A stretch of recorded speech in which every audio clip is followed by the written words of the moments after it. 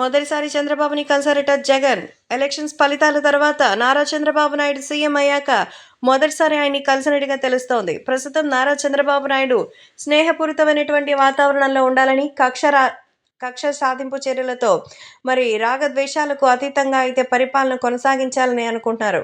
అదే కనుక నిజం కాకపోతే ఈ పాటికి ఎప్పుడో చంద్రబాబు నాయుడు వాళ్ళ ఏరియాలోకి వెళ్ళి రచ్చ చేసేటువంటి వారు, కానీ అలాంటివేవి వద్దనుకున్నారు కాబట్టే తనని కలవడానికి వచ్చినటువంటి జగన్‌ని కూడా ప్రత్యేకంగా పిలిపించి ఆయన కలిసి తనతో మాట్లాడినట్టుగా అయితే తెలుస్తోంది.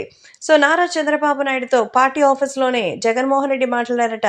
ఎంతో అద్భుతమైన విషెస్‌ని అందించారు. ఆ తర్వాత వైఎస్ జగన్మోహన్ రెడ్డి తనకి సంబంధించినటువంటి ప్రోటోకాల్ నడుప ఏవైనా మాట్లాడుకోవచ్చని పర్మిషన్ ఇస్తేనే అక్కడి నుంచి వాళ్ళు పక్కనకి వెళ్ళినట్టుగా అయితే తెలుస్తోంది. ఏది ఏమైనా నారా చంద్రబాబు నాయుడుని జగన్మోహన్ రెడ్డి ప్రభుత్వంలో ఎంతకంత హింసించారు. కుటుంబ సభ్యుల్ని రోడ్డు మీదకి నిలబెట్టారు. 53 రోజులు జైల్లో కూర్చునేలా చేశారు. 45 ఏళ్ల రాజకీయ అనుభవం ఉన్న నేతని నిజంగా 40 ఏళ్ల కుర్రాడు పరుగులు పెట్టించారు అప్పట్లో.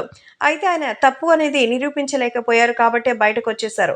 ఈ రోజు కాలం ప్రజలు అందరూ చంద్రబాబుకి సపోర్ట్ చేయడంతో జగన్ వెనక్కి తగ్గక తప్పలేదు. అందుకే ఇప్పుడు కూడా తగ్గిపోవడానికి సిద్ధమయ్యారు కాబట్టే సోషల్ మీడియాలో సైతం ఈ విషయం ఒక్కసారిగా వైరల్ అవుతోంది. నారా చంద్రబాబు నాయుడు కూడా కేవలం స్నేహపూరితమైన వాతావరణం కోసమే జగన్‌తో మాట్లాడినట్టుగా అయితే తెలుస్తోంది.